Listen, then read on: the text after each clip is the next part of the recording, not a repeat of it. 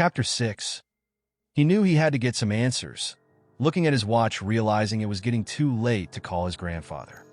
He felt impatient, needing to know the answers to the questions. Adelmo went back where Lana was standing to see how she was doing, and realized she was doing the routines to close down the shop for the day. Adelmo felt confused. He just looked at his watch and didn't think it was that late. Looking again, even more confused, which turned into a shocking look. Thinking to himself, my eyes must have been doing tricks on me. He went over to Lana, with his heart racing, trying to play it cool, asked Lana, catching her off guard, "Do you want to grab something to eat after we are done here?"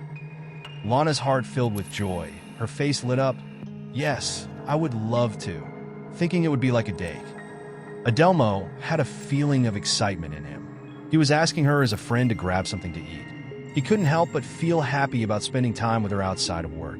They finished closing up the store and headed to Adelmo's usual diner, nothing fancy. They went into the diner, the same bubbly waitress from months ago that sat him and Nick. She didn't seem so bubbly today, and seated him and Lana at their table. They both got up simultaneously and went to use the restroom. When they both reached the restroom, Adelmo looked in the mirror. Dragging his fingers through his hair, trying to straighten it up, splashed some cold water in his face. Drying off, and cupped his hand, huffing into it to smell his breath. He looked in the mirror, ready to head back out to the table. He whispered to himself, "Come on, Adelmo, you can do this." With his heart racing nervously, he walked back out to the table. Even though Adelmo's intentions were only thought of as dinner with a friend, he secretly really liked her, so he wants to make himself look as good as he could for Lana. Meanwhile, Lana went into the restroom, fluffed her hair, touched up her makeup, straightened up her clothes, and popped a breath mint in her mouth.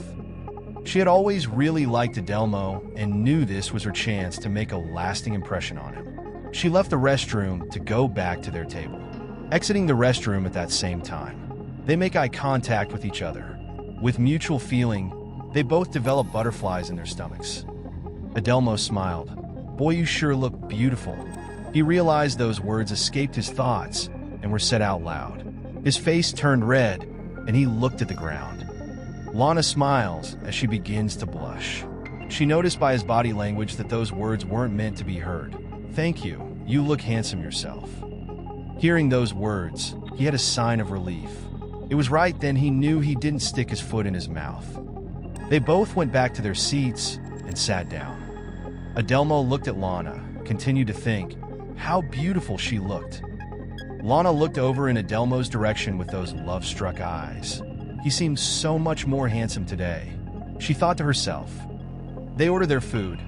Lana ordered a Cajun burger with everything on it, and Adelmo ordered a jalapeno burger with pepper jack cheese with the works. The waitress walked away to put in their order.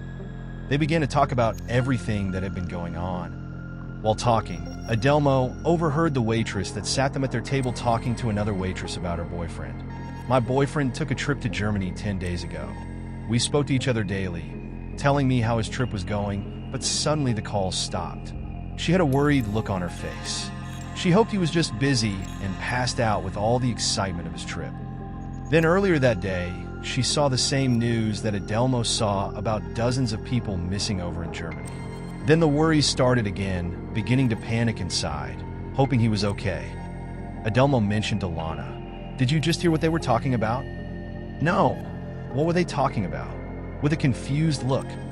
She mentioned her boyfriend was over in Germany and stopped calling around the same time the people went missing on the news.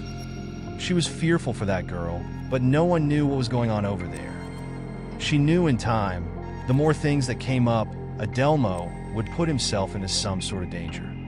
All she knew was she didn't want anything to happen to him. They then discussed other stuff, reminiscing about old times from high school. Time flew by, and their dinner turned into a 4-hour date. Their food came and went.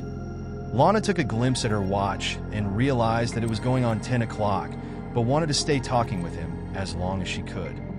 Moments later, Adelmo looked at the clock, feeling exhausted from everything that had been stressing him out. "We should probably get going. It's getting late. Thank you for having dinner with me." "It was my pleasure, Adelmo. Thank you for inviting me." Adelmo walked Lana out to her car and watched her drive off. Adelmo walked over to his car, hopped inside, and drove home. They both pulled into their home around the same time, thinking about each other and how much they had fun talking to each other. They both prepared themselves for bed and laid down under the covers, thinking about each other as they slowly drifted off into a deep sleep. They both began dreaming the same dream as they had done the night before. The feeling of it was surreal. Adelmo knocked on the door to see if anyone would answer. No one was there. He tried to just walk in and felt the door was unlocked as he turned the knob. He told Lana, "Come in, stay close to me." He then hollers, "Hello, grandfather, are you here?" Assuming this was his place. The place has an eerie feeling of emptiness to it, wandering around searching for someone. When done searching the place, not finding anyone, they decide to leave. Adelmo spoke, "This can't be my grandfather's place. It has to be the neighbor." They both suddenly wake up in confusion about what was going on, wondering why they are having a dream about each other again. They got out of bed and did their morning routines of getting ready for the day, thinking about the dream while getting ready.